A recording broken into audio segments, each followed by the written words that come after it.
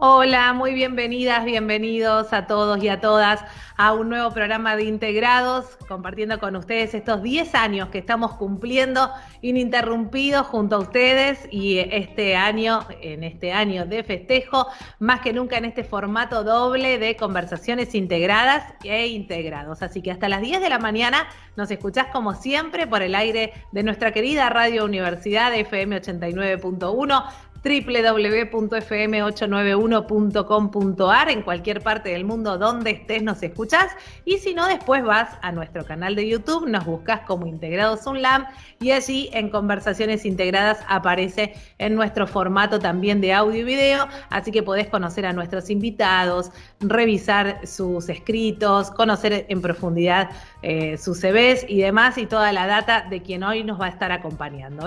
Como siempre, agradezco a todo el equipo de Integrados, Dayana García y Angélica Álvarez y Mariela de la Hoz en la producción, Luciano Galperín y Dayana García en las redes sociales, Maximiliano Brandoli en la edición y puesta al aire. Mi nombre, Florencia Romano.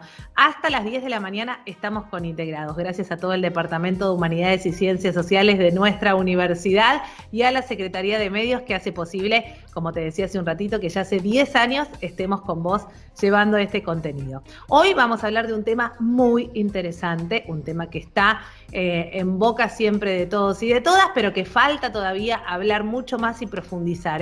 Así que hoy con la gente de la licenciatura en Trabajo Social vamos a estar hablando de las masculinidades. Vamos a hablar de la importancia de las construcciones en torno a las masculinidades, a todas las discusiones que hay vigente, a esta famosa palabra que usamos tanto, que es de construirnos, y la deconstrucción de modelos hegemónicos. Y vamos a estar hablando, podemos decir que hay nuevas masculinidades, no las llamamos nuevas, hablamos, debatimos, bueno, todo esto sin duda creo que va a ser un programa muy importante y que nos va a dejar lindos conceptos para abordar el día de hoy. Como siempre voy a saludar a nuestros invitados. Cuando hablamos de trabajo social estamos con María Florencia Rocha, coordinadora de la carrera de Trabajo Social de nuestra universidad, especialista en Educación y Derechos Humanos, licenciada en Trabajo Social y profesora en Docencia Superior. Su campo de intervención siempre estuvo ligado a las infancias desde distintas instituciones y actualmente forma parte de la Dirección de Psicología Comunitaria y Pedagogía Social y es docente de la materia Trabajo Social 2 en nuestra casa. Florencia, bienvenida, ¿cómo estás? Hola, buen día para todos, para todas. Un placer, como siempre, como cada domingo, estar acá presente con ustedes. Un gusto. Gracias, Flor. Como siempre, desde la casa también recibimos a Pamela Rearte, docente e investigadora de la Universidad Nacional de La Matanza, especialista en violencia familiar, licenciada en Trabajo Social, JTP en la UNLAM y coautora de publicaciones sobre familias, géneros, niñez y masculinidades. Es perito oficial en el Fuero de Familia, es coautora de los artículos La convivencia entre la masculinidad hegemónica y las nuevas masculinidades, ¿es posible el ejercicio de una masculinidad antipatriarcal? Y del escrito también Sin perspectiva de género no hay justicia. Pamela, un placer recibirte. Gracias una vez más por estar en Integrados. Buen día, un placer. Gracias, Florencia. La verdad que siempre me encanta estar y compartir este espacio y es un honor. Me siento absolutamente orgullosa de estar acá participando con semejantes expositores acá que tenemos de lujo. Así que nada, estoy feliz de compartir este espacio. Gracias, Pamela, feliz de recibirte. Nosotras estamos con Norma Fuller Osores desde Perú, es profesora principal del Departamento de Ciencias Sociales de especialidad Antropología, es doctora en Antropología Cultural por la Universidad de Florida. Sus líneas de investigación abordan comunidades campesinas y nativas e identidades de género en poblaciones urbanas. Actualmente coordina el grupo de investigación Subjetividades Cuerpos y es autora del libro Difícil ser hombre, nuevas masculinidades latinoamericanas. Norma, un placer recibirte, bienvenida. Buenos días a todos, aquí es de día todavía. Feliz de estar con ustedes, algunos viejos amigos con los que venimos recorriendo esta temática desde hace un buen tiempo y espero que tengamos una linda conversación. Gracias, seguro que así será. Francisco Aguayo, desde Chile, es doctorando en Psicología por la Universidad Católica de Valparaíso, magíster en Estudios de Género por la Universidad de Chile y psicólogo por la Pontificia Universidad Católica de Chile. Es director de M, Masculinidades y Equidad de Género, y es un placer recibirlo. Francisco, bienvenido. Un saludo para usted y para todas quienes nos están escuchando. Un placer compartir este programa. Gracias, Francisco, desde España, pero que está en México, ¿no? Si no me equivoco, si no digo mal, es así. Estamos con Jorge Cascales Rivera, es profesor en la Facultad de Filosofía y Ciencias de la Educación de la Universidad de Valencia, educador social, máster en Bienestar Social y máster de Género y Políticas de Igualdad. Es profesor de posgrado y miembro del Observatorio de Masculinidades de la Universidad Miguel Hernández de Elche e imparte docencia en la Universidad Complutense de Madrid. Actualmente está de estancia internacional de investigación en la UNAM de México y es doctorando en estudios de género y políticas de igualdad de la Universidad de Valencia, donde investiga los hombres usuarios que transitan por los recursos de protección social. Jorge Cascales Rivera, un placer recibirte. Hola, es un placer poder acompañaros en este día de radio. Gracias, Jorge. Y desde Ecuador recibimos a Jorge Alejandro Batres Quevedo, es doctor en Sociales por la Facultad Latinoamericana de Ciencias Sociales, licenciado y magíster en Psicología Social por la Universidad de San Carlos de Guatemala, fue docente investigador en esa institución y coordinador del programa de investigaciones del Departamento Ecuménico de Investigaciones. Actualmente es docente investigador en la Universidad Regional Amazónica IQUIAM y una de sus líneas de investigación se relaciona con la identidad social, la línea en la que ha publicado temáticas como identidad masculina, identidad mestiza, identidad de la pobreza e identidad y participación social vecinal, y es autor del artículo Concepción de la masculinidad como dominación masculina y propuesta metodológica para abordarla. Un placer recibirte, Jorge, bienvenido. Un gusto para mí también compartir con ustedes. Espero que este intercambio nos enriquezca en todas las direcciones.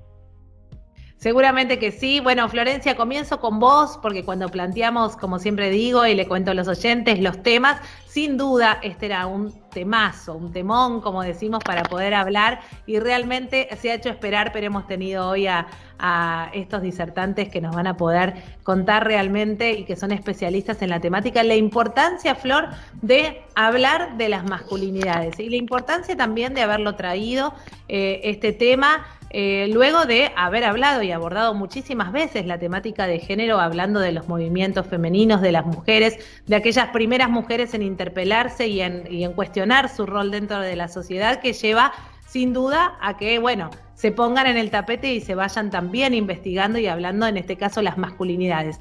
¿Cuán importante es poner hoy en día todavía estos temas en discusión y cuánto nos falta por aprender y transitar? Y cuánto también ya hemos transitado y hemos estado aprendiendo en estos últimos años.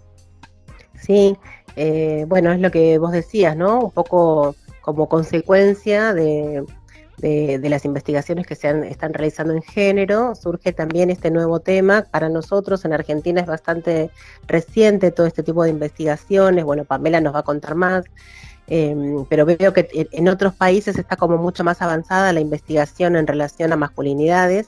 Nosotros somos una universidad nueva que recién estamos como dando los primeros pasos en esta temática, que seguramente va a traer muchas nuevas propuestas de líneas de investigación, incluso de trabajos en campo que se están pensando para algunas instituciones en donde vamos a estar trabajando con esta temática. Así que bienvenido que esté el tema en nuestra universidad, y bueno, más que felices de recibir a semejantes expositores y expositoras que hoy nos van a dar un gran aporte en esta nueva temática que recién empezamos nosotros como universidad a transitar.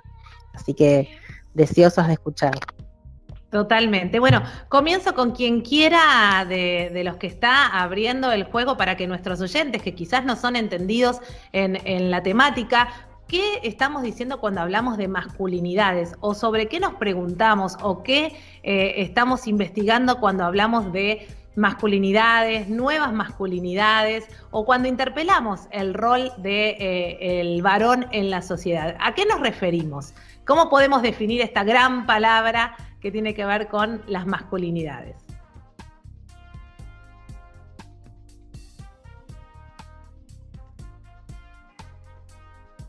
Nos quedamos calladitos. Si quieren, empiezo yo. Vamos, Norma. Bueno, mira, todo tema es importante en sí, o sea, por eso lo vamos a dejar de lado.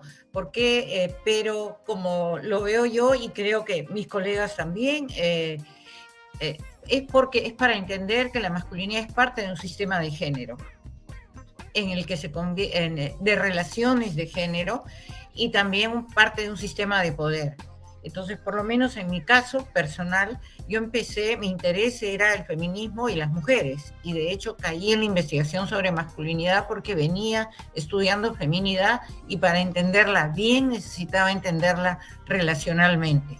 Otra razón por la que es muy importante es porque todos los estudios sobre psicología, sobre sociología, sobre cultura, asumían que el hombre era igual a ser humano. Entonces, estudiar a la masculinidad desde una perspectiva de género era tratarla de otra manera, es decir que todo lo que se sabía sobre psicología no era sobre el hombre igual ser humano, sino que los varones son seres situados, que no son completos, que no son el panorama total. Entonces yo creo esas fueron, digamos, las dos grandes entradas, por lo menos en el caso mío y los colegas con los que he venido dialogando en su mayoría, por lo menos. Bueno, ahora sí ya me caigo para dar espacio. Francisco. Sí, agregaría, saludarte, Norma, que no nos habíamos saludado hace un rato. Un gran placer verte. Creo que quizás para las personas que nos escuchan y que primera vez que escuchan sobre este tema, esto tiene que ver con estudiar a los hombres, estudiar a la población masculina en muy diversos temas, pero también estudiar todo aquello que es considerado masculino en nuestras culturas. Y en ese sentido es muy importante el tema de la diversidad, o sea, las masculinidades tienen una diversidad enorme, y por eso en los últimos 30 años estamos estudiando las masculinidades en todas sus expresiones, ¿no? Con distintos grupos, por ejemplo, en el campo, en la ciudad, con niños, con adultos, etc. Y lo otro que es muy importante es el cruce con ciertos temas específicos que son muy importantes por distintas razones. Por ejemplo, el tema de la salud de los hombres, donde queremos entender cómo son las necesidades de los hombres en salud, cuáles son sus experiencias, sus discursos y también sus prácticas. Eso lo podemos aplicar a todos los otros temas, como el tema de violencia, el tema de paternidad, etcétera. Siempre considerando lo que decía Norma de la mirada relacional, es decir, cómo los hombres se relacionan con las mujeres, pero también entre los hombres. Totalmente, me quedo con eso, ¿no? No solo con las mujeres, sino también cómo se relacionan entre los hombres, y esto que decías hace un ratito, Francisco, los diferentes tipos, digamos, dentro de la gran palabra masculinidades, todo el abanico que se abre, ¿no? No se puede unificar en un patrón común, digamos. Jorge.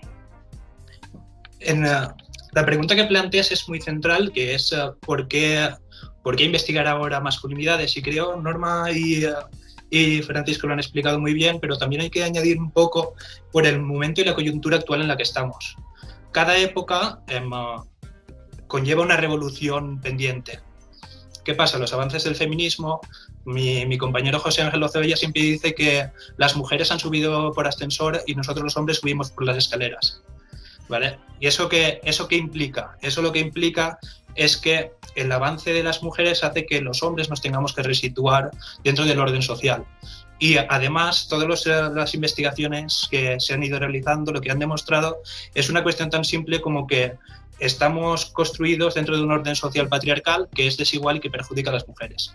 En consecuencia, ahí tenemos dos grandes ámbitos que desde donde repensar los sujetos masculinos, que uno es el tema de justicia social, qué hacemos los hombres frente a la desigualdad de las mujeres, y el tema de la crisis de la identidad masculina, que con todos estos cambios frenéticos que estamos viviendo, por los avances de las mujeres y por los avances sociales que estamos viviendo, también tenemos que repensar qué papel tenemos dentro de la sociedad. Totalmente, vamos a estar hablando en un ratito de esto de reproducir ciertos mensajes o culturalmente seguir reproduciendo cuestiones que hacen una cultura patriarcal y que quizás se ha quedado allá, ¿no? Hace tantísimos años, pero qué difícil o cuánto cuesta el evolucionar o el deconstruirse o el poder ver que ahora estamos en otro momento, ¿no? Y vamos a también abordar del por qué cuesta tanto, ¿no? Eso también es interesante poder charlarlo. Jorge. De acuerdo con lo que se ha planteado antes, solo agregar algo que es obvio ahora, en este momento del desarrollo sobre masculinidades, pero que en el año 90, por ejemplo, cuando yo me entré a estudiar el tema, no lo era tanto. A veces se toma como sinónimo de masculinidad el machismo, y eso es una entrada que probablemente no nos informa ni nos hace reflexionar suficiente sobre cómo nos formamos como hombres en la sociedad, y si nos formamos socialmente, cómo nos deconstruimos también socialmente. Y eso me parece importante ponerlo porque es una de las razones por las que yo me acerqué al tema y que ahora creo que sigue llamando la atención de muchas otras personas que también se interesan en este tema. Totalmente, muy buena aclaración, que no usar como sinónimo de masculinidad el machismo. Vamos a también meternos en ese tema también y en las reproducciones de micromachismos y demás, pero que no tienen que ver con la masculinidad. Y algo que quedó pendiente por ahí, que lo leía en los escritos de algunos de ustedes, que tiene que ver con el permitirse sentir, con la emoción, ¿no? Del varón y cómo también desde una cultura de reproducir una imagen fuerte de ese varón que todo lo puede y que es sostenedor y demás, no se puede permitir sentir, mostrar sus emociones, mostrarse débil, ¿no? Bueno, vamos a estar hablando de esto que como verán es un abanico enorme de cuestiones que no sé si nos van a entrar en el programa de hoy todas, pero seguramente daremos un buen puntapié. Pamela. Bueno, respecto de lo que planteabas, ¿no? Este tema que introducís en cuanto a las emociones, esta es otra de las grandes aristas que también trabajamos en la línea de la investigación, ¿no? Cómo los varones son de alguna manera oprimidos en cuanto a la exploración de sus propios emociones y sentimientos. Y esto también, digo, al decir de Rita Segato, ella plantea, ¿no? Que los varones terminan también siendo las principales víctimas del patriarcado.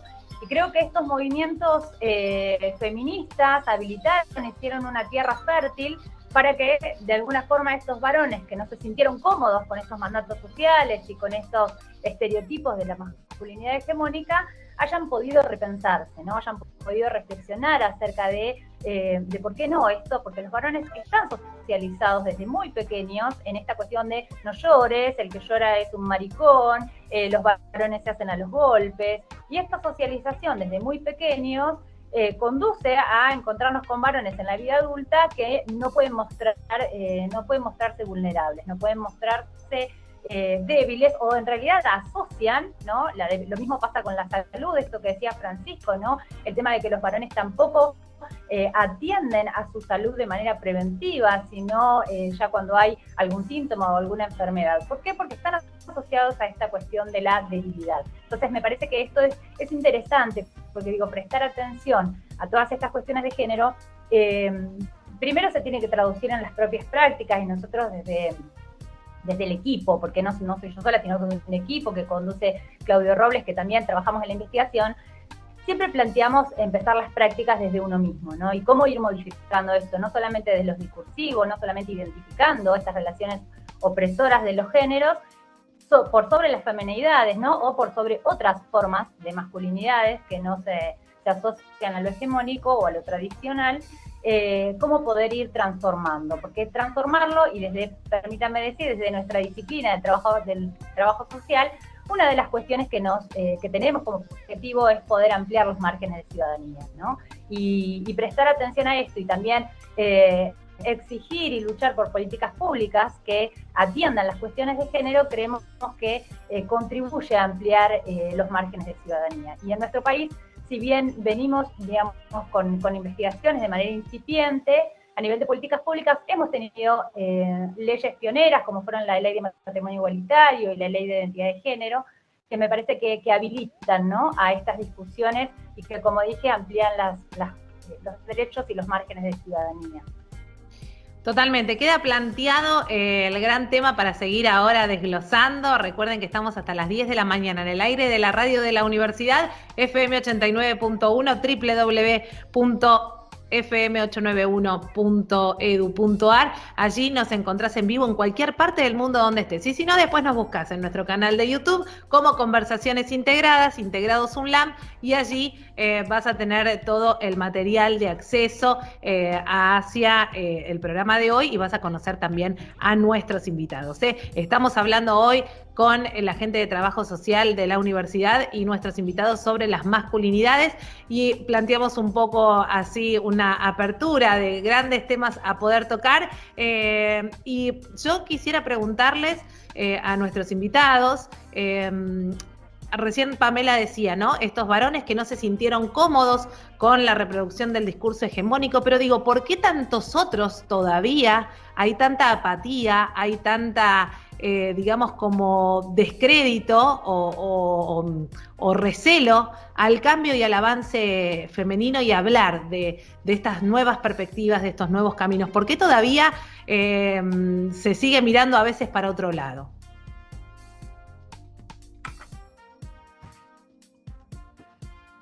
Bueno, si quieren empiezo yo de nuevo en la ronda. Me voy a referir a la última investigación que hice, porque precisamente toqué esos temas, ¿no? Entonces, ¿qué es lo que yo encontré? Hice esta investigación porque podía comparar la que hice en los años 90 con la que hice el 19-20. O sea, podía comparar a dos generaciones y utilicé el mismo instrumento de recolección. Y para completar el tema, como los había hecho en tándem con Chile en los 90, también lo hicimos con Pepe Olavarría, con José Olavarría en el 19. Entonces podíamos comparar dos generaciones con instrumentos similares. ¿Qué es lo que encontré? Que en términos de exigencias a los varones, en términos de proyección y en términos de cómo habían sido socializados, los patrones seguían siendo bastante estables, ¿no? Y tanto la generación de los 90 como en la actual ya eran muy reflexivos, ¿no es cierto? Los varones de los 90 ya tenían algunas preguntas, sobre todo en lo que a ellos correspondía. Los de los 20, digamos, los que ya llaman los milénicos, sí eran extremadamente reflexivos y sentían muy interpelados.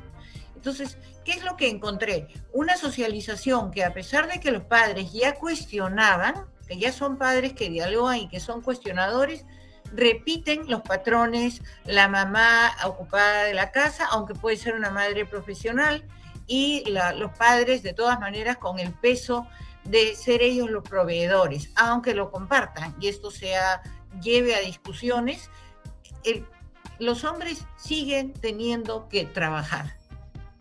Y la identidad sigue estando en el trabajo. Después, respecto a la debilidad o la fuerza, también muy cuestionada, ya en los 90, mucho más en los milénicos, los sentimientos, la diferencia entre femenino y masculino, todo se deconstruye, ¿no? Y sin embargo, cuando hacemos otro tipo de preguntas, siguen asociando el cuerpo masculino con un cuerpo fuerte y siguen sintiendo que ellos tienen que mostrar fortaleza, ¿no? Entonces, respecto a las mujeres, ahí es donde la cosa se pone mucho más caliente, digamos. Los jóvenes, digamos, los noventeros, como yo los llamo, sabían que existía un movimiento feminista, les parecía correcto, pero no era su tema, ¿no? Y otros eran directamente, no, si me atacan, no lo acepto, digamos. Estaban como divididos. En cambio, los jóvenes, ahora estoy hablando de jóvenes urbanos, universitarios, estoy hablando de todos.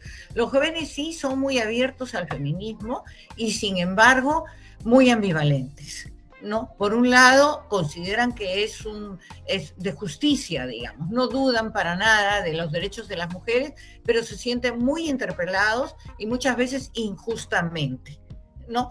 Temas como las nuevas leyes sobre el acoso, por ejemplo, los perturban mucho, porque sienten que tienen que revisar prácticas que ellos reconocen que son micromachistas, utilizan esa terminología, pero por otro lado se sienten como desarmados, porque no tienen otras,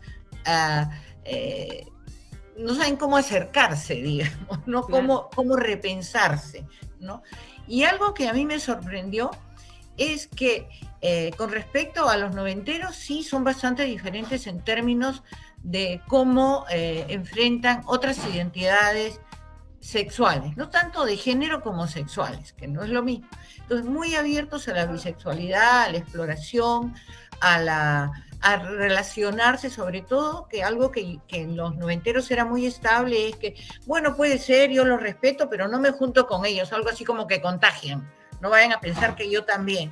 En cambio, los jóvenes universitarios, la relación con personas abiertamente homosexuales o bisexuales es mucho más fluida. No te voy a decir que está totalmente conseguida, pero bastante y muy reflexionada. Sí tienen todavía reparos digamos, a las relaciones más cercanas con personas con identidad de género diferente, pero también son muy abiertos. En eso sí noto cambio. Ahora, como son jóvenes, todavía no puedo contrastar cómo están actuando después que salgan de este medio, claro, ¿no? Muy protegido, en el que además, y este es el elemento que señalaba Jorge, las colegas son muy militantes. Y entonces, y muy vigilantes, ¿no? A veces son casi comisarias. Y entonces te saco el Facebook, te saco el Instagram, y entonces, claro, están muy interesados en relacionarse con ellos, son sus colegas, entonces están siendo muy controlados, ¿no? No sé cómo, si ellos van a poder, digamos, practicar eso cuando se inserten en el mundo del trabajo, ¿no? Bueno, ahí me quedo. A futuro.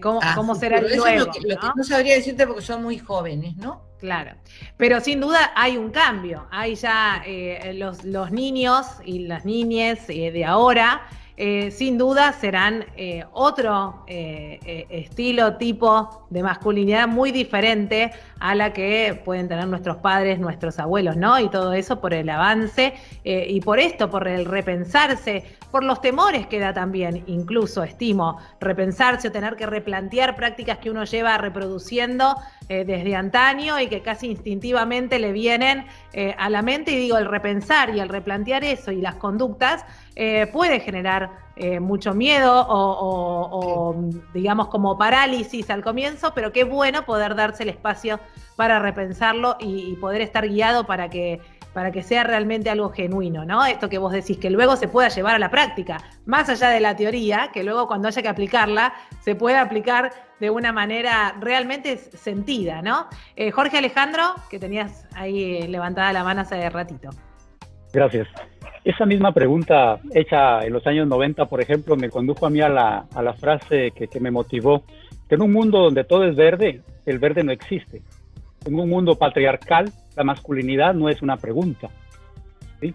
Yo creo que el lugar que los hombres ocupamos en ese sistema patriarcal es una barrera o una limitación en el sentido de cuando nos hacemos la pregunta, qué pasos damos, porque estamos en el lugar del privilegio, en el lugar de quien domina, entonces es más difícil entrar a la discusión en el tema. Y cuando entramos con culpa, entramos con vergüenza, sino con enojo. Y eso no son emociones que nos habiliten a caminar, a avanzar, sino que más bien nos inhiben y nos hacen escapar. Y esos son problemas de entrada, me parece, que por supuesto en el tiempo pueden ir cambiando. En la medida que tu proceso individual avanza, que sigues discutiendo el tema, sigues como sensibilizándote, ahí avanza. Pero no es efectivo hasta que no pasa del proceso individual al proceso colectivo o militante, como yo le llamaría. Porque ahí es donde realmente te miras en un espejo social y dices, ok, ¿qué está pasando conmigo? ¿Qué está pasando con la sociedad? ¿Sí? Y claro, los cambios que se dan en el tiempo, yo también he revisado sistemáticamente algunos cambios en función de disposiciones o costumbres de ser hombre, cómo han evolucionado y han avanzado. El riesgo, y quizás ahí yo ya pongo una cuña en esto de las nuevas masculinidades, es que esos pequeños ajustes o esos cambios más bien pueden ser pequeños ajustes del sistema patriarcal y que inmediatamente nos absorbe y nos traiciona nuevamente ese ser hombre y el sistema se vuelve a acomodar y vuelve a reproducir. Entonces, ¿cómo hacemos para que esas nuevas masculinidades no sean en realidad crisis temporales que se van a funcionalizar nuevamente dentro del sistema? Claro, totalmente. Esto que decías es muy interesante, que siempre en una cultura patriarcal están el varón en la situación que tiene las de ganar, ¿no? Donde nadie le cuestiona la manera de, hasta que, bueno, los movimientos de mujeres y demás han puesto más sobre el tapete esto. Pero qué difícil cuando uno está en la posición de confort replantearse eso, ¿no? ¿Por qué me voy a replantear algo que está bien? Me enseñaron a hacer así, es el lugar que tengo que ocupar ahora. que esa incomodidad, digo, ¿no? Hay muchos varones que no se sienten cómodos en ese lugar. Y me parece que ahí puede llegar a estar la clave para que la cosa cambie de ahora en más, ¿no? Esto del repensarse. No sé, Jorge, si coincidís con lo que estoy diciendo. Sí, además os estaba escuchando y estaba pensando mucho en mi compañero Joaquín Aspiazu de aquí de España, que él dice que si el feminismo no molesta, no transforma, si los hombres no sentimos incomodidad, no encontramos el espacio para repensarnos, porque la comodidad es el espacio que nos brinda el privilegio masculino. En consecuencia, frente a la pregunta de por qué no cambian, obviamente Jorge lo ha explicado muy bien, que porque estamos en una posición de privilegio. Una posición de privilegio implica que nuestro cuerpo nos da un valor social superior a la hora de relacionarnos con otras personas. El ejemplo más claro es una entrevista de trabajo donde están buscando un director ejecutivo. Simplemente por yo entrar en ese espacio, las personas ya por tener un cuerpo masculino ya me ascriben un mayor valor a mí que si entra una mujer donde se le va a cuestionar de ¿habrá llegado a adquirir esas capacidades? En consecuencia, ese es un ejemplo, podríamos poner 1000 más. El ejemplo del privilegio nos da una mochila de cosas positivas que a la hora de relacionarnos nos favorecen, ¿vale? Y eso genera al mismo tiempo desigualdad y subordinación por parte de lo que es las mujeres en las propias relaciones sociales. Claro, si esa posición de privilegio, cuando te dicen, no, es que esto lo tienes que cambiar y con esto vas a estar en una situación de incomodidad, en la legitimidad de poder entrar cuando yo hago talleres con chavales, siempre me encuentro la queja de es que ahora ya no se les puede decir nada a las chicas. ¿Por qué? Pues porque como ellas, como ya han tenido una transformación feminista en su vida, ya les ponen los puntos sobre las íes. Ya no saben acercarse a las mujeres y eso les genera incomodidad. Claro que les genera incomodidad, porque se les ha roto el espacio de privilegios donde tú puedes abordar a una mujer de forma bruta simplemente para que el grupo de iguales te dé palmaditas en la espalda. Entonces, esas transformaciones se van dando y esas transformaciones generan incomodidades. Yo ahora mismo estoy en mi investigación de tesis que es, investigo hombres en procesos de vulnerabilidad social y he estado ahora con temas de hombres en situación de sinhogarismo. Yo veo una cuestión muy importante que hay que abordar, que es cómo trabajamos nosotros la culpa en nosotros mismos. No que nos perdonen las demás, sino cómo nos perdonamos a nosotros mismos los hombres. ¿Por qué? Porque los hombres llegamos tarde y mal al feminismo. Y cuando digo tarde y mal al feminismo, quiero decir que ya hemos pasado todo un proceso de socialización masculina donde ya la hemos cagado muchas veces, en muchos sentidos.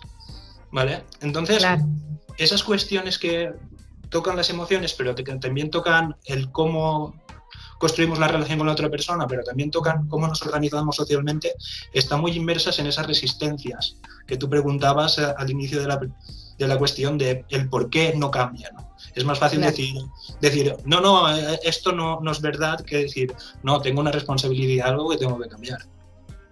Totalmente. Vamos a seguir hablando de esto, que tenemos todavía un rato largo y tendido, porque también está el mensaje positivo, ¿no? Cuánto se ha evolucionado, cuánto se ha deconstruido, y seguramente de acá hacia el futuro, que si no, no tendría sentido estar hablando de esto, cuánta esperanza y esperanzador es el mensaje para que estos temas ya sean casi algo de todos los días sin tener que plantearnos si está bien pensarlo, repensarnos, por qué cuesta, por esto y lo otro. Y además, me gustaría meternos un poquito con Francisco en este rol de que tienen los hombres en un montón de cuestiones que también a veces les son relegadas, como por ejemplo licencias cuando se tiene un hijo o la ayuda en las responsabilidades familiares o en las tareas domésticas. Bueno, también hay cuestiones que desde la legislación, como decía Pamela al comienzo, tampoco están tan avaladas ni siendo, digamos, felices para el varón, ¿no? Que quizás ha tenido un hijo, ha sido padre de familia y a los 3 días tiene que volver a trabajar. Bueno, también vamos a estar hablando de esto en un ratito. Estamos hasta las 10 de la mañana en la radio de la Universidad, FM 89.1, después nos buscan en Integrados UNLAM, Así nos buscan en nuestro canal de YouTube, Integrados UNLAM, y encuentran nuestras conversaciones integradas para tener acceso a toda la información que estamos tratando en el día de hoy, a los escritos de nuestros invitados y las presentaciones completas. Francisco, yo leía uno de tus artículos, una entrevista también que te habían hecho, bueno, y justamente lo que vos comentabas era el rol activo que podemos tener dentro de la presencia familiar, ¿no? El rol del varón dentro de la composición de familia. Hay infinidad de modelos de familia y cada una de ellas funciona de la manera que funciona y ninguna es perfecta ni es mejor que otra. Sin embargo, digo, el rol del varón en la responsabilidad familiar es algo que también hay que ir repensando y cambiando para que las tareas de cuidado no recaigan siempre sobre la mujer, para que la tarea del cuidado de los hijos no esté casi destinada únicamente a la mujer, sino que sean tareas compartidas. Bueno, un tema fascinante, el tema de paternidad. Cerca del 80% de los hombres van a ser padres alguna vez. Bueno, un primer asunto es que en América Latina tenemos un tremendo problema de padres que están desligados, ¿no? Es el famoso padre ausente, y también de padres que no cumplen con sus obligaciones económicas mínimas, ¿no? Entonces, ahí tenemos un asunto que no podemos obviar cuando hablamos de paternidad. Bueno, otro tema importante es que distintos estudios, ya desde los estudios pioneros, por ejemplo, de Norma y José, se veía en los distintos países de América Latina cómo los hombres se empezaban a mostrar más interesados en la paternidad, en tener un vínculo con sus hijos. Han pasado 30 años y la verdad que hoy día hay, yo diría, una masa de hombres que son padres y que tienen mucho interés, algunos de ellos están más involucrados, pero nos encontramos con muchas contradicciones y tensiones en este campo. Yo creo que es una buena manera de mirar los temas de masculinidades desde sus contradicciones. Por ejemplo, la encuesta de uso de tiempo en Chile nos muestran que el grupo más igualitario en compartir las tareas en casa son las parejas jóvenes sin hijos. Pero cuando llega un hijo es el grupo más inequitativo, ¿no? Entonces tenemos un gran problema cómo se sigue distribuyendo las tareas una vez que llega un hijo o una hija a una pareja. Ahí el tema del postnatal es muy importante y los países nórdicos así lo entendieron y por eso han instalado postnatales masculinos largos y con eso han logrado que los hombres se involucren. Entonces aquí las políticas también son importantes, no es un tema nada más que de voluntad. Otro asunto relacionado con eso tiene que ver con lo que mencionaba Norma respecto del trabajo, es decir, en las últimas 3 generaciones se veía en un estudio en Chile cómo los hombres no han cambiado su vínculo con el trabajo, siguen en igual porcentaje trabajando, aunque sean padres. No es el caso de las mujeres, o sea, en Chile piensen, cerca de la mitad de las mujeres están en casa al cuidado de los hijos, y lo mismo en América Latina. Entonces ahí tenemos distintos tipos de familia y distintos tipos de paternidad. No es lo mismo una paternidad de un hombre que trabaja a tiempo completo, que trae el pan a la casa y que hay roles complementarios, que la mujer está al cuidado de los hijos. Ese hombre solamente, aparte del rol proveedor, se vincula con sus hijos fuera del horario de trabajo, los fines de semana, en las vacaciones y no mucho más. Versus una pareja donde los dos sean hombre y mujer, una pareja heterosexual donde los dos sean proveedores económicos. Ahí ese es el único lugar donde hay mayores condiciones para que pensemos la corresponsabilidad. Ahora, siempre le decimos a los hombres que en su situación, en su contexto, pueden hacer un análisis crítico y ver por dónde pueden ir avanzando hacia tener una paternidad más implicada, que hoy día hay mucha evidencia que eso es muy beneficioso para los hijos, en términos de desarrollo, muy beneficioso para la mujer en términos de disminuir la sobrecarga y muy beneficioso para los hombres en términos de realización con sus vidas, por ejemplo, o incluso la disminución de ciertos riesgos en algunas áreas de la salud. Entonces este es un gran tema, un camino muy interesante, también un camino muy interesante para ir avanzando hacia la igualdad de género. Creo que es la puerta de entrada para el tema, el más fácil de los caminos desde el cual avanzar hacia la igualdad de género. Y quiero terminar con una idea. O sea, hoy día tenemos una tremenda interpelación desde el feminismo hacia la masculinidad en América Latina, y hay algunos hombres que se están bueno, que se han sentido incomodados, que están reflexionando y que están avanzando en cambiar su manera de pensar, en cambiar sus prácticas, pero también tenemos un enorme movimiento en América Latina de resistencia. Pensemos en los grupos antiderechos, en grupos evangélicos o en fenómenos como el de Bolsonaro. Y ese es un asunto que no podemos obviar. O sea, a veces pensamos que como que el progreso va ocurriendo, ¿no? Junto con la historia, y en estos asuntos de la igualdad de género y los cambios en la masculinidad no es tan así, y preocupan muchísimo estos movimientos de resistencia porque se relacionan con discursos homofóbicos, con discursos de odio, con matanzas, con violencia hacia las mujeres, etc. Totalmente, Francisco, esto que decís en este último tramo es sumamente importante porque, bueno, hablábamos justamente hace un ratito de esto, de la reproducción de una cultura patriarcal que no es sola, digamos, ¿no? Se reproduce porque se sigue fomentando también ese mensaje y esa forma. Y bueno, y lo que decíamos al comienzo, las políticas públicas y políticas basadas en una mirada de género son imperiosamente necesarias para poder ser la puerta de entrada a que haya un cambio. Pamela, en la investigación que ustedes han realizado también se hablaba de este gran tema en parte de los resultados del rol del varón en la familia, ¿no? En las tareas de colaboración en la casa y demás, y también de cuánto tiene que ver culturalmente eso y en las edades, como comentaba Francisco al comienzo, ¿no? Sí, justamente estaba, planteando nosotros en esta investigación que se aplicaron a través de formularios de Google Forms, fueron 1.255 varones y la única condición para acceder al cuestionario tenía que ver con autopercibirse varón. No había otra condición. Bueno, eran residentes argentinos y hubo algunas respuestas de varones hasta 80 años, pero en una edad media, y el 80% de estos varones habían tenido acceso a estudios universitarios o terciarios, algunos completos y otros en curso, con lo cual esto también, digamos, nos puede indicar algunas de las respuestas. Una de las cuestiones que nosotras inferíamos a través de, cuando indagamos acerca de los roles y de la paternidad, que un margen de estas preguntas posiblemente tengan que ver con contestar lo políticamente correcto, ¿no? Son varones que tienen un nivel socioeducativo que les permite entender que hay cuestiones que ya no se pueden decir o no se pueden responder. Y puntualmente indagamos sobre algunas actividades dentro de la actividad doméstica bien específicas, ¿no? Que tiene que ver con el cuidado de los hijos, el lavado de la ropa, planchar las prendas, regar las plantas, pagar las cuentas.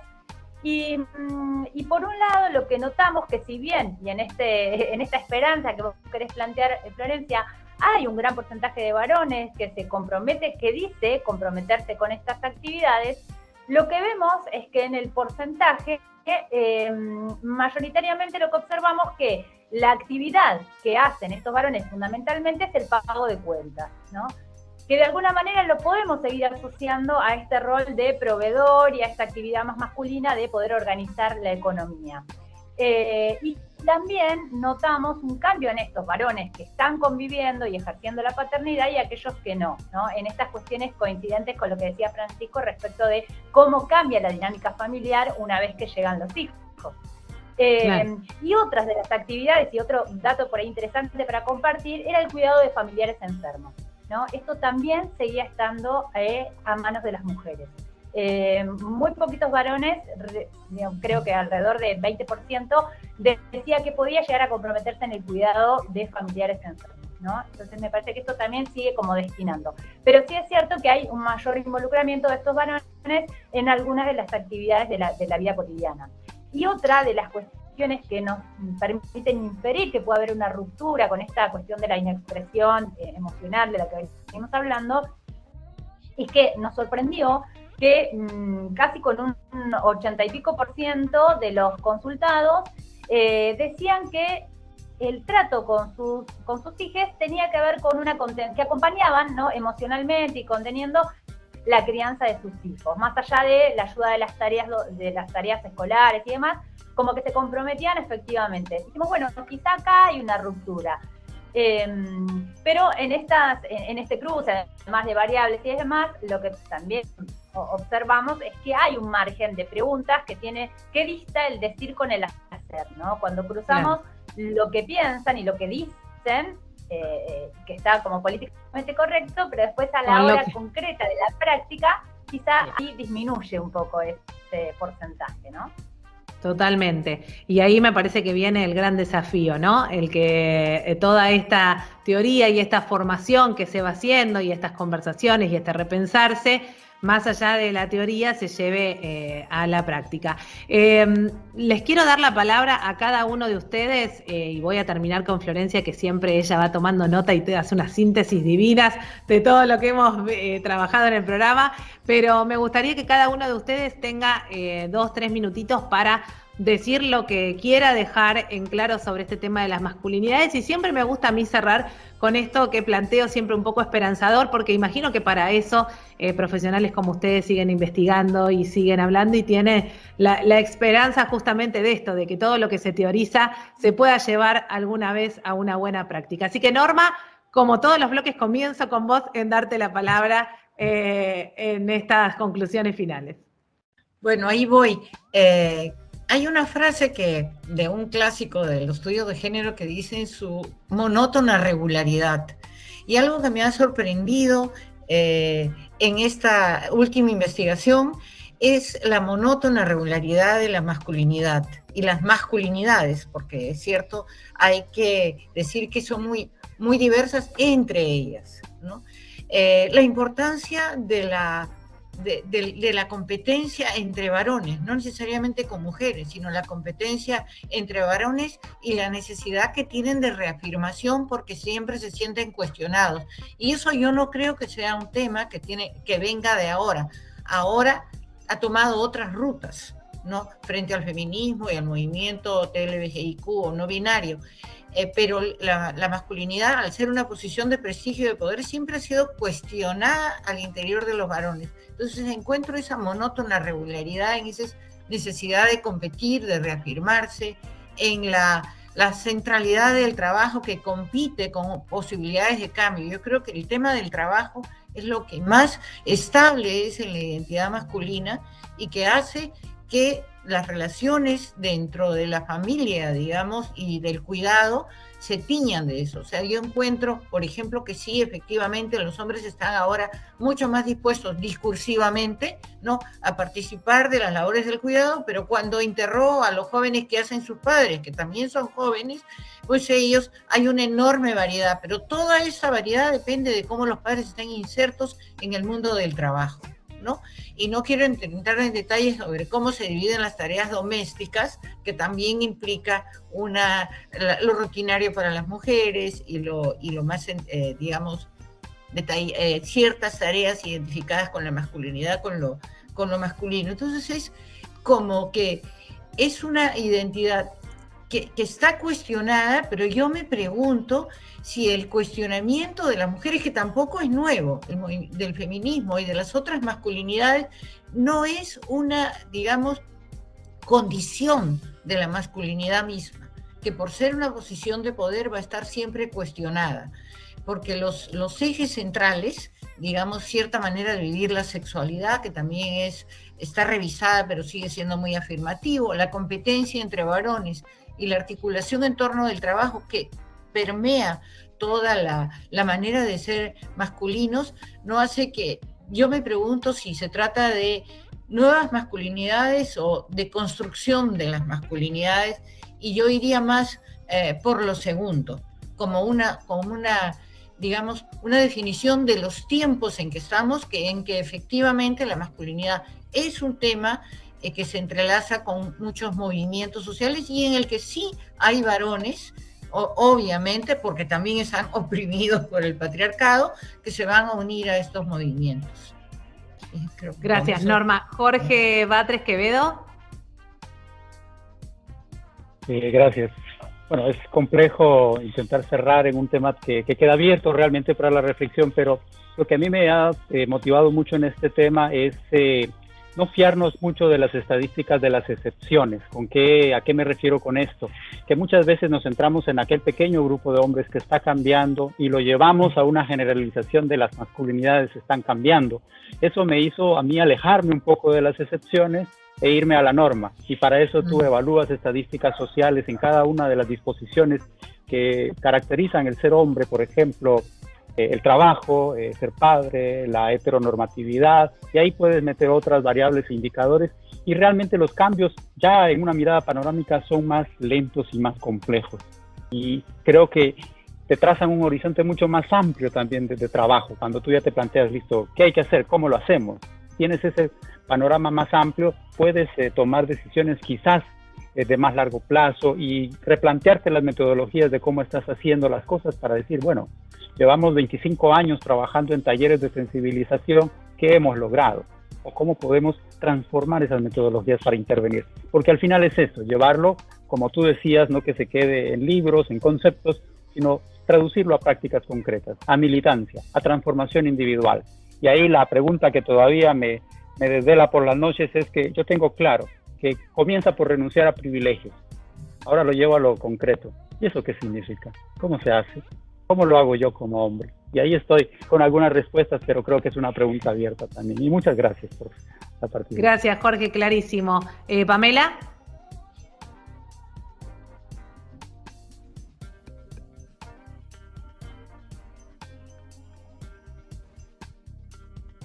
Ahí sí. Perdón.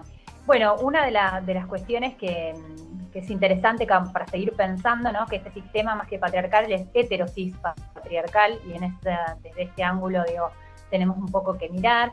Y tomo las palabras de Octavio Salazar cuando plantea que invita a los varones a salir de esa jaula del género, ¿no? En las que se encuentran encerrados en esa, que él plantea que existe como una policía del género que los está vigilando, y cuando se intentan salir de esa jaula, enseguida los tilda de blandengues y de maricas, y que bueno, poder invitarlos, me gustaría que los varones no se sientan acorralados por las presiones de la sociedad para poder renunciar a esos privilegios, sino que en tanto lo hagan por el amor propio y por pensar en relaciones de géneros más equitativas, ¿no? No quiero pensar desde una manera romántica, no quiero que me tomen desde ese lugar, sino que justamente para poder pensar, y también nosotras, ¿no? Seguir como pensando y reflexionando acerca de las exigencias que planteamos también a estos varones, porque también estamos socializadas en una, digamos, genéricamente, ¿no? Y muchas veces las mujeres exigimos estos mandatos de la masculinidad hegemónica a estos varones. Entonces, creo que es una tarea de todos y de todas poder seguir pensando y reflexionarnos acerca de esta temática tan interesante. Gracias, Pamela. Jorge Rivera.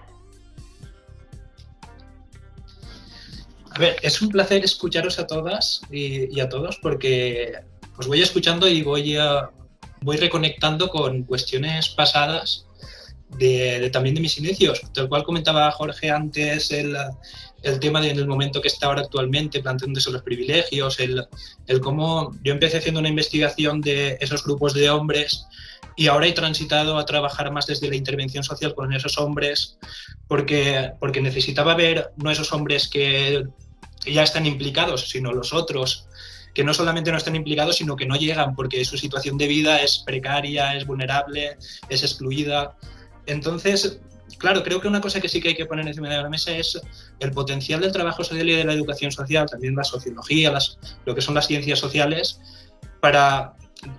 tenemos que poner una mirada a la interseccionalidad, que es un concepto que no hemos hablado aquí, pero que también tenemos que tenerlo en cuenta, que es, si vamos a intervenir con hombres, con personas en situación de drogodependencia, ¿qué participación tiene la masculinidad en ese consumo? Si vamos a hablar de violencia, ¿qué participación tiene la construcción identitaria de la masculinidad con esas violencias? Si vamos a hablar de intervención con familias, con temas de paternidad o temas de conciliación o temas de divorcios, que a veces nos entran por los servicios sociales y tenemos unas historias de vidas muy duras, hablando ahí de esa intervención del trabajo social, ¿qué papel tienen las masculinidades en estas relaciones sociales? ¿Vale? Y ahí tenemos mucho trabajo que ver, ya no ya no tanto desde esa mirada militante, que también hay que tenerla y no hay que perderla nunca, pero también desde el trabajo social y la intervención social, cómo aterrizamos en prácticas esas masculinidades. ¿Qué mirada violeta le estamos poniendo a las masculinidades para seguir trabajando y seguir creciendo en ese proceso de cambio, no solamente desde lo personal, sino también desde lo profesional y desde el cambio social y político que necesitamos? Aquí en España yo tengo una cierta preocupación porque ha habido una regresión por la epidemia de la ultraderecha que está entrando a nivel político, ¿vale? Ese discurso de derecha muy populista, que lo que hace es un discurso muy antifeminista, está generando efectos. El otro día salió una investigación que nos decía que 1 de 4 jóvenes niega la violencia de género, niega la existencia, dice que es un invento feminista, ¿vale? Y eso es grave porque es el doble de la encuesta que se hizo 4 años antes. Eso quiere decir que ha habido una regresión a partir del tema de cómo construimos la identidad masculina y cómo estamos entendiendo esa transformación de las masculinidades. ¿Por qué? Pues porque lo social, la organización social y lo político está utilizando la construcción social de las masculinidades como arma electoralista, ¿vale? Y eso es peligroso. Eso es peligroso porque si no lo miramos desde un prisma equitativo para hombres y mujeres, lo que va a generar son más discursos de fragmentación y de subordinación de la mujer. En consecuencia, no quería olvidarme de esto, y también que el 21 de octubre, que estamos ahí ya casi, son las ruedas de hombres aquí en España, donde los compañeros han montado la iniciativa 21 de octubre 21, donde van a hacer una gran manifestación en Sevilla de hombres posicionándose en contra de la violencia de género, y que es importante que los hombres también nos implicamos en estos sentidos. En esa convocatoria está Men Engage, en esa convocatoria está Promundo, en esa convocatoria hay un mogollón de identidades, ¿vale? Y nada, y que os invito a que estéis atentas y atentos a ello. Muchas gracias. Seguramente. Gracias, Jorge. Francisco.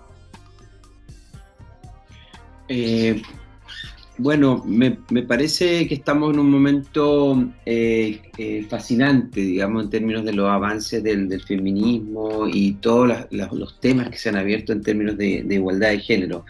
Algunas cosas que me interesaría colocar para el final, digamos. Lo primero, cómo llegamos a la población general de hombres con algunas ideas que los permitan reflexionar sobre estos asuntos. Porque a veces, como presentamos la idea, los hombres se sienten muy, muy amenazados, ¿no? Entonces tenemos, yo creo, un problema ahí de cómo dialogamos con ellos, cómo hacemos educación en algunos de estos temas. Otro tema que me interesa muchísimo a mí, porque estoy haciendo mi investigación doctoral sobre depresión en hombres, tiene que ver justamente con cómo los hombres viven su malestar psicológico, su sufrimiento psicológico y algunos procesos como los procesos de depresión o los procesos que tienen que ver con el suicidio o los procesos de ansiedad o las crisis.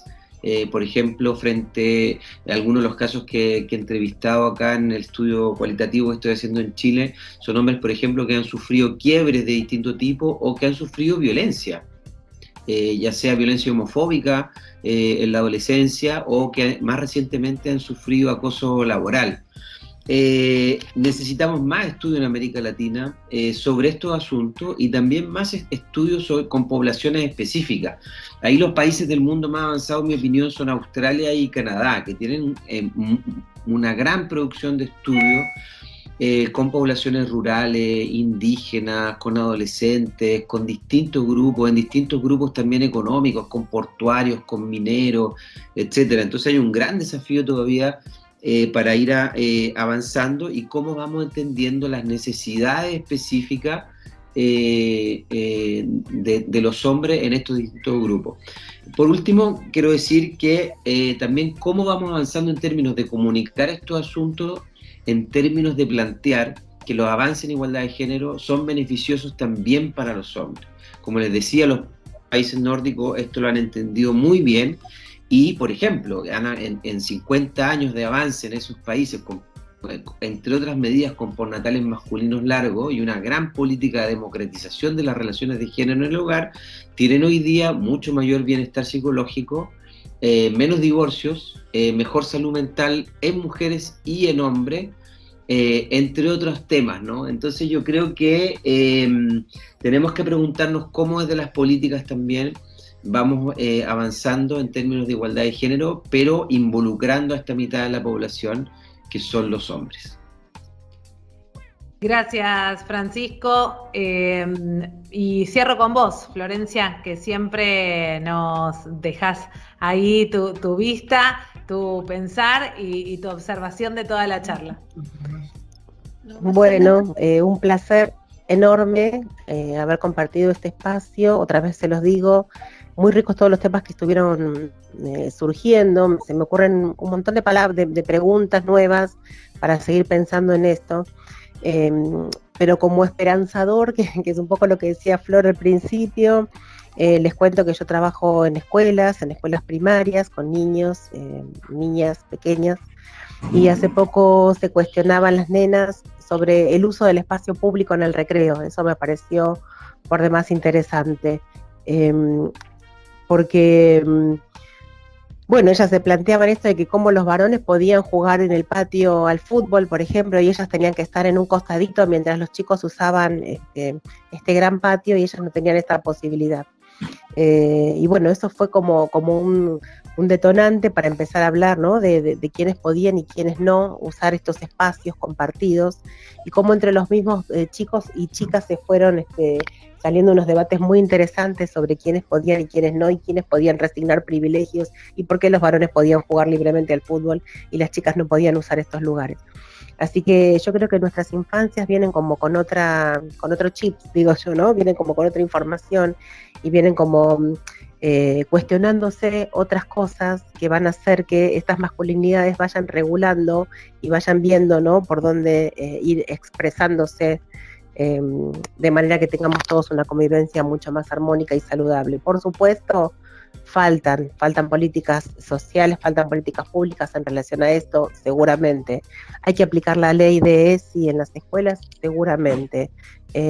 Mucho más educación sexual integral en todas las escuelas va a hacer que estos temas vayan apareciendo y se vayan conversando y se vayan aprendiendo nuevas formas de ser varones y de ser mujeres en este mundo que nos toca vivir. Pero bueno, yo creo que es el camino. Hay un montón de aportes de los que hoy estuvieron trayendo, que me parecen muy interesantes, con relación a nuestras propias formaciones, también en la carrera. Siempre hay investigaciones que se están haciendo en este mismo eje, y bueno, será cuestión de empezar a trabajar también con las infancias en cuanto a la educación, y empezar a pensar en estas nuevas formas de ser varón y de ser mujer. Totalmente. Les agradezco muchísimo, espero que se hayan sentido tan cómodos como yo en este programa, en esta charla, que me llevo muchísimos conceptos para seguir pensando, y seguramente hemos despertado alguna chispita en alguno de todos los que nos escuchen ahora o después, para aunque sea ponerse a pensar, como dice Jorge, empezar a, ¿por qué no?, abandonar mi lugar de confort, de privilegio, para ver qué me están pidiendo o qué estoy sintiendo o por dónde va la cosa. Así que muchísimas gracias, un placer recibirlos: María Florencia Rocha, Pamela Rearte, Norma Fuller Osores, Francisco Aguayo, Jorge Cascales Rivera y Jorge Alejandro Batres Quevedo. Muchísimas gracias. Como siempre, a todo el equipo de integrados: Angélica Álvarez, Diana García, Mariela de la Osa en la producción, Maximiliano Brandoli, edición y puesta al aire, Luciano Galperín con las redes sociales. Gracias a todo el Departamento de Humanidades y Ciencias Sociales de la Universidad en estos 10 años, junto a la Secretaría de Medios, que nos permite seguir haciendo integrados y en esta pandemia conversaciones integradas. Mi nombre es Florencia Romano, nos reencontraremos en la próxima. Muchísimas gracias, buena vida para todos. Chau.